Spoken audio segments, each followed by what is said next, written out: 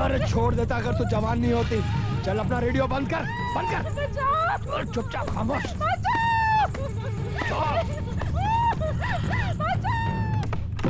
सुनो सुनो सुनो, जगन्नाथ ठाकुर ने गरीब मजदूर औरत का बलात्कार किया है। कल पंचायत में ठाकुर साहब अपना फैसला सुनाएंगे।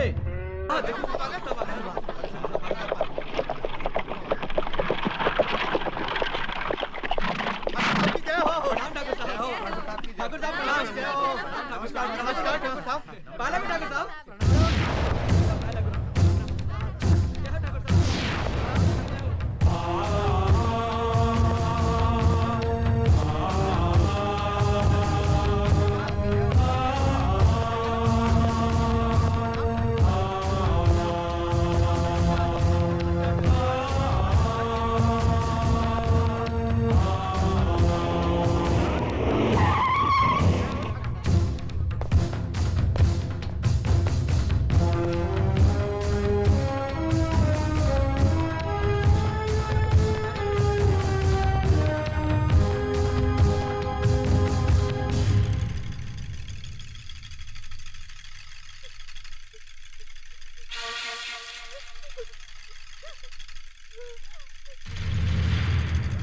मालिक, मेरी बेटी लकड़ियां चुनकर आ रही थी। रंजीत सिंह के बेटे जगन्नाथ ठाकुर ने इसकी इज्जत लूट ली। हम गरीब हैं, इज्जत के सिवा हमारे पास कुछ नहीं है। अब कौन इससे शादी करेगा? अब कौन इसका हाथ थामेगा? आप न्यायमूर्ति हैं, आप ही फैसला कीजिए मालिक।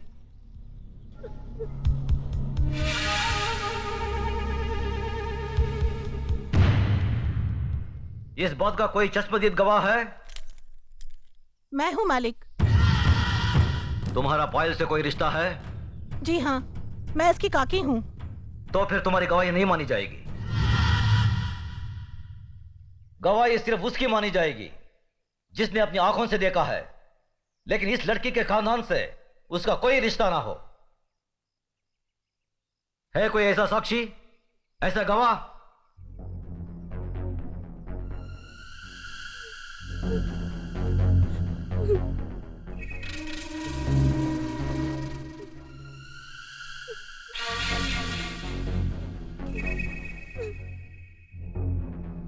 मैं हूं मालिक।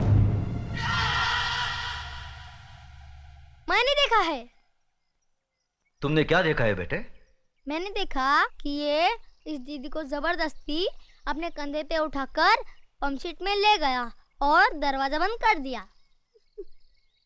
ये बचाओ बचाओ चिल्ला रही थी, मगर वहां कोई नहीं था। थोड़ी देर बाद जब ये बाहर आई तो इसके कपड़े फटे हुए थे और ये रो रो के कह रही थी कि मेरा सब कुछ लूट गया, मैं बर्बाद हो गई।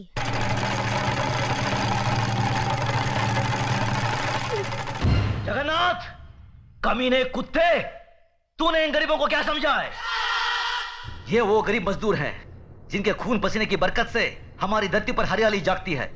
हमारे सर पर जमींदारी का ताज इन्हीं गरीबों की बदौलत है, जिसके बदले में उन्हें 2 वक्त की रोटी, 2 गज की चादर मिलती है। और तूने उसी चादर में घुसकर इस गरीब की इज्जत लूट ली। फिर तुझ में और जानवर में क्या फर्क रहा? मुनीम जी, देवी मां के मंदिर से सिंदूर ले आओ। जी मालिक। पायल, तुम इधर आओ। जिन हाथों से मजबूर करके इस कमीने ने तुम्हारी इज्जत लूटी, आज ये उन्हीं हाथों से तुम्हारी मांग भरेगा, तुम्हें अपनी पत्नी बनाएगा। ये हमारा फैसला है। गजराज, अपना फैसला बदल दे। आंखें मत दिखा। ये नीच जिसके पांव अगर मेरी हवेली के फर्श पर पड़े तो फर्श गंदा हो जाए, इस 2 टके की लड़की को तुम मेरे घर की बहू बना रहे हो। तो नहीं जानता, जमींदारों में तो ऐसी बातें होती ही रहती हैं। मजदूर औरतों और मालिकों के बीच में ऐसे खेल तो अक्सर होते रहते हैं। कोई अपनी बीवी नहीं बनाता उन्हें। खामोश! मजदूर औरतों की इज्जत जमींदारों के बाप दादाओं के कोई जागीर नहीं होती जिसे वो अपनी मनमानी करे।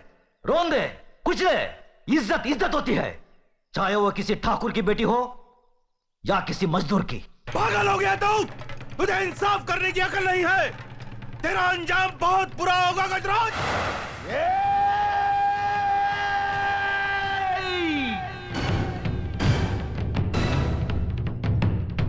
इसके आगे एक लफ्ज भी बोला तो जुबान खींच लूंगा।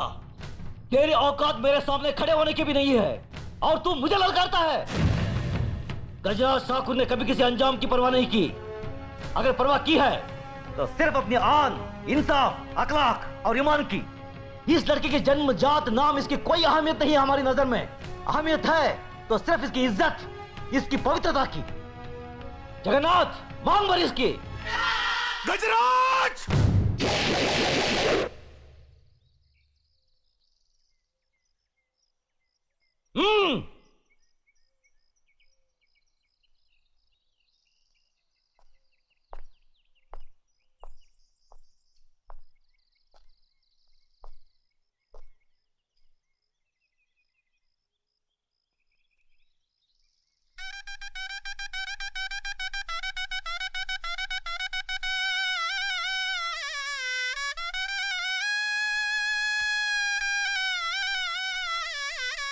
सदा फकीर हो बेटी। जगन्नाथ, अगर तुमने इसे कोई तकलीफ दी तो हमसे बुरा कोई नहीं होगा।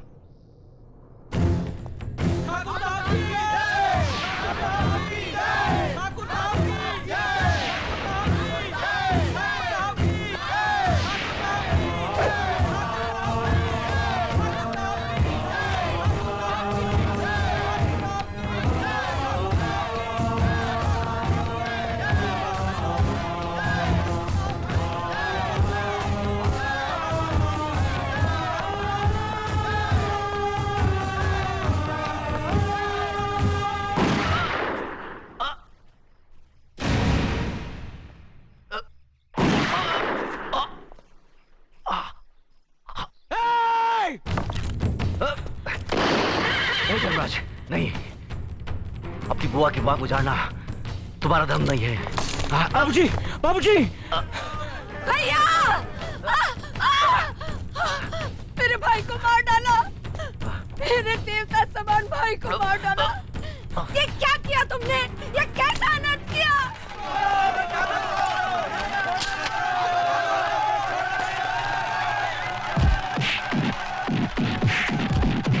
रुक जाओ! छोड़ दो उसे। जो अपराध उसने किया है उसकी सजा उसे जरूर मिलेगी।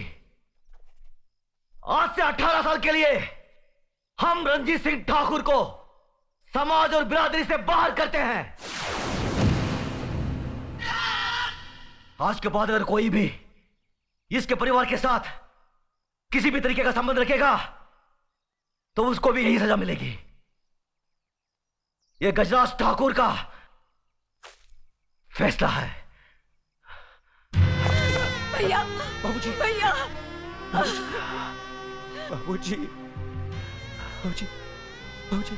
धर्मराज, न्याय करने वालों के लिए रिश्ते और जज्बात कोई मायने नहीं रखते। बेटे, जान चली जाए पर आन ना जाने पाए। जान देकर जो आन की रक्षा करता है वही न्यायाधीश इंसाफ के आकाश की बुलंदी को छूता है।